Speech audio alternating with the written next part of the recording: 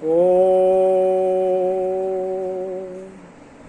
रामाय रामभद्राय रामचंद्राय वेधिषे रघुनाथाय नाथाय सीतायापते नमः। प्रिय स्नेहीजन, सुहृदजन, संबंधीजन एवं भगवत कथा रस के रसिकजन सभी को मेरा सादर प्रणाम। अभी तक हमने आपने कथा सुनी। भगवान श्री रामचंद्र जी ने जनकपुर में धनुष यज्ञ के समय धनुष को तोड़ करके उसके दो भाग कर दिए और दोनों भागों को जमीन पर डाल दिया। लोगों ने जब यह देखा कि भगवान श्री रामचंद्र जी ने धनुष को तोड़ दिया है तो नगाड़े बजने लगे, बाजे बजने लगे, आकाश से देवता लोग पुष्पों की वर्षा करते हैं और सारे लोक में जय जयकार होने लगी। इधर सखियों के सहित रानी प्रसन्न हो जाती हैं। ऐसा लगता है मानो सूखती हुई धान पर पानी पड़ गया हो। जनक को लह्यो सुखु सोचु विहाई पैरत थके थाहे जनु पाई। जनक जी का सारा सोच दूर हो गया। ऐसा लगता है जैसे नदी में तैरते हुए व्यक्ति को और थाह मिल गई हो, जमीन मिल गई हो, सहारा मिल गया हो। और जो सारे राजा वहां धनुष तोड़ने के लिए एकत्रित हुए थे वो सब श्रीहीन हो गए। उनके मुख की कांति दूर हो गई, चेहरा फीका पड़ गया। शतानंदो तवो आयशुदीना सीता गवनो राम पहुकीना। जनक जी के गुरु जी शतानंद जी ने आज्ञा प्रदान की। तब सीता जी जयमाल को लेकर के श्री रामचंद्र जी के पास पहुंचे। गोस्वामी तुलसीदास जी लिखते हैं कि कमल के समान हाथों में वो जयमाला बड़ी सुशोभित हो रही है। सीता जी के हाथों में सीता जी जयमाल लिए खड़ी हैं, साथ में उनकी सखियां हैं। तब एक सखी माता सीता से कहती हैं कि चतुर सखी लखी कहा बुझाई पहिरावहु जय माल सुहाई। तब एक सयानी सखी ने माता सीता से कहा कि हे सीते, अब तुम श्री रामचंद्र जी को जयमाला पहनाओ। सीता जी सकचा रही हैं और सकचाते हुए ही उन्होंने भगवान की छवि को देखा और उनके गले में जयमाला को डाल दिया। तब जब माता सीता ने श्री रामचंद्र जी के गले में जयमाला डाली तो इस पृथ्वी पर, जनकपुर में और आकाश में बाजे बजने लगे। आकाश से देवता लोग फूलों की वर्षा करते हैं। जब दोनों श्री राम और सीता की जोड़ी को पुर की नर नारियों ने देखा तो वह मंगल गीत गाने लगी। जो नई नई स्त्रियां थीं वो नाच रही हैं। इस प्रकार वहां जयमाला का उत्सव मनाया जा रहा है। नगर की नारियां भगवान की और सीता जी की आरती करती हैं, अनेक प्रकार की निछावर करती हैं। सोहत सिय राम कै जोरी छवि सिंगारू मनहु एक ठोरी। श्री सीताराम जी की जोड़ी ऐसे शोभायमान हो रही है मानो सुंदरता और श्रृंगार रस एकत्रित हो गए, दोनों एक साथ इकट्ठे हो गए हों। सखियां कह रही हैं कि हे सीते, श्री रामचंद्र जी के चरणों को स्पर्श करो। माता सीता जी भयभीत हो रही हैं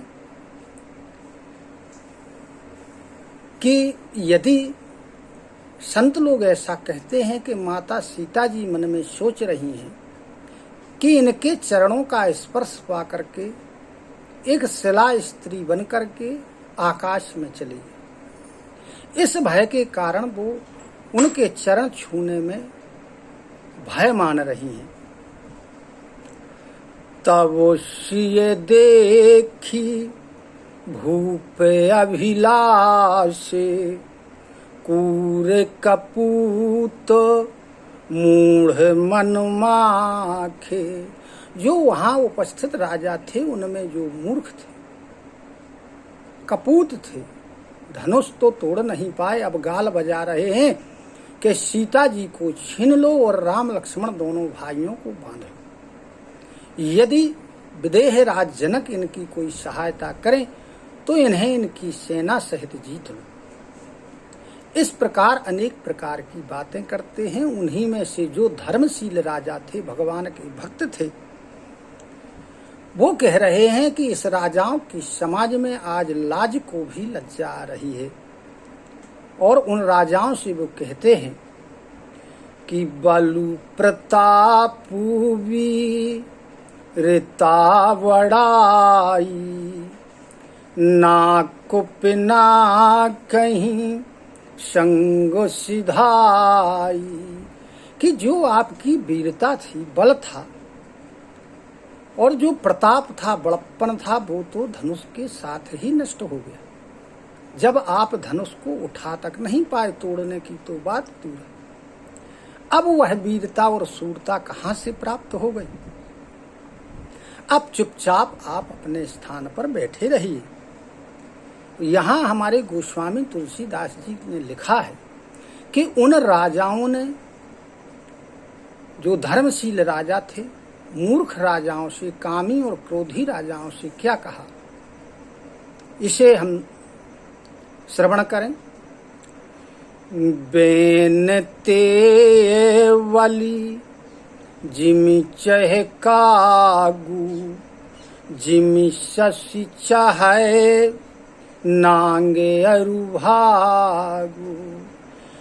तुलसीदास जी कहते हैं कि जैसे गरुण का भाग अगर कौवा प्राप्त करना चाहे, सिंह का भाग खरगोश प्राप्त करना चाहे, कोई अकारण ही क्रोध करने वाला व्यक्ति हो और वो अपना भला चाहे, कुशलता चाहे, तो ऐसा हो ही नहीं सकता है। और शंकर जी से द्रोह करने वाला व्यक्ति यदि सभी प्रकार की संपदाओं का, सभी प्रकार की सुविधाओं का प्राप्त करना चाहे तो उससे वो प्राप्त नहीं हो सकती। लोभी लोलुप कल की रति गाई, लोभी लोलुप कल की रति चाहई, अकलंकता की कामी लहेई। लोभी पुरुष यदि कीर्ति की आशा करे, कामी पुरुष निष्कलंकता की आशा करे, ऐसा हो नहीं सकता है। लोभी की कीर्ति नहीं हो सकती है और कामी पुरुष कलंक से बच नहीं सकता है। और जो भगवान के चरणों से विमुख होते हैं, वो यदि सद्गति चाहे तो उन्हें सद्गति प्राप्त नहीं हो सकती है। हे राजाओं, इसी प्रकार तुम्हारा जो लालच है वो इन व्यक्तियों जैसा है, तो ना ही इन व्यक्तियों की ये इच्छाएं पूरी होती हैं और ना ही आपकी हो। उसी समय कोलाहल हो रहा था, सीता जी व्याकुल हो गईं। तब सखियां उनको लेकर के रानी के पास चली गईं। अब रानी जो है सीता जी के सहित सोच के बस में हो गई कि अब ना जाने विधाता क्या करने वाला है, बनी बनाई बात को बिगड़ बिगाड़ने वाला है। खारू भारू देखी बिकलपुर नारी, सब मिल देही मही पनगारी। अब जो नगर की स्त्रियां थीं वो सभी राजाओं को गाली दे रही। उसी समय क्या होता है कि जब धनुष टूटने की आवाज श्री परशुराम जी ने सुनी तो वो उसी स्थान पर जनकपुर में धनुष यज्ञ के स्थान पर पधारे। जब परशुराम जी वहां आए तो जो वहां उपस्थित राजा थे वो भयभीत हो गए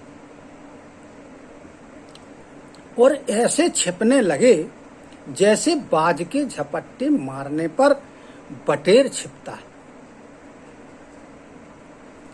हमारे तुलसीदास जी ने भगवान परशुराम जी के स्वरूप का वर्णन किया है। लिखते हैं कि शीश जटा शशि बदनु सुहावा, ऋष बस कच्छो को अरुण होइयावा, भ्रकुटी कुटिल नयन ऋष राते, सहजहूँ चितवत मनहूँ रिसाते। सिर के ऊपर जटाएं बंधी हुई हैं और चंद्रमा के समान सुंदर गोरा शरीर है, गोरा मुख। क्रोध के कारण कुछ कुछ हल्का हल्का गुलाबी सा हो गया है जो और भी शोभा प्रदान कर रहा है। तिरछे नेत्र हैं, भौहें टेढ़ी हैं, आंखें क्रोध से लाल हो रही हैं और सहज में भी जब देखते हैं तो ऐसा लगता है जैसे क्रोध से देख रहे हों। बैलों के कंधों के समान पुष्ट और ऊंचे कंधे हैं, जनेऊ पहने हुए हैं, हृदय विशाल है, छाती चौड़ी है, कमर में मुनियों के से वस्त्र लपेटे हुए हैं, कंधे पर धनुष है, एक हाथ में बाण है और एक हाथ में फरसा है। इस प्रकार भगवान परशुराम जी की शोभा है। अब जब परशुराम जी का ऐसा विकराल रूप राजाओं ने देखा तो सभी अपने अपने आसन से उठ गए और अपने पिता के सहित अपना नाम लेकर के अपना पूरा परिचय दिया।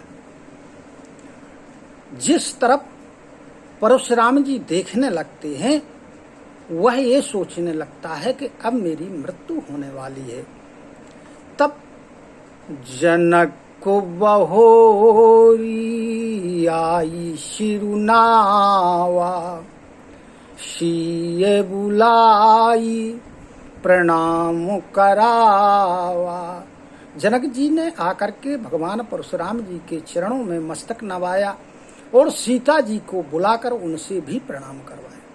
फिर विश्वामित्र जी आते हैं, वो भी परशुराम से भेंट करते हैं। श्री राम लक्ष्मण दोनों भाइयों ने आकर के परशुराम जी के चरणों में वंदन किया। राम ही चितई रहे थकिलोचन, रूप अपार मार मदमोचन। श्री रामचंद्र जी का स्वरूप देख करके परशुराम जी एकटक देखते ही रह गए। उनके नेत्र थक जाते हैं लेकिन मन दर्शन का लालची है। उनका जो अपार सौंदर्य है उसको देखते देखते परशुराम जी थक नहीं रहे हैं। समाचार कही जनक को सुनाए, जेहि कारणों मही सब आए। भगवान परशुराम ने जनक जी से पूछा कि हे राजन, आपके यहाँ ये भीड़ क्यों लगी हुई है? तब उन्होंने सारी कहानी, सारी कथा अपने प्रण की, धनुष टूटने की श्री परशुराम जी को सुनाई। श्री शिव जी का धनुष टूट ना जान करके परशुराम जी अत्यंत क्रोधित हो गए और जनक जी से बोले कि हे जनक, यह बताओ कि यह धनुष किसने तोड़ा है, और नहीं तो जहां तक तुम्हारा राज्य है वहां तक की पृथ्वी को मैं पलट दूंगा। अब इसके आगे की कथा हम आप आगे सत्संग में सुनेंगे। इसी के साथ सभी को सादर नमन, सादर प्रणाम। जय सिया राम, जय श्री कृष्ण, धन्यवाद।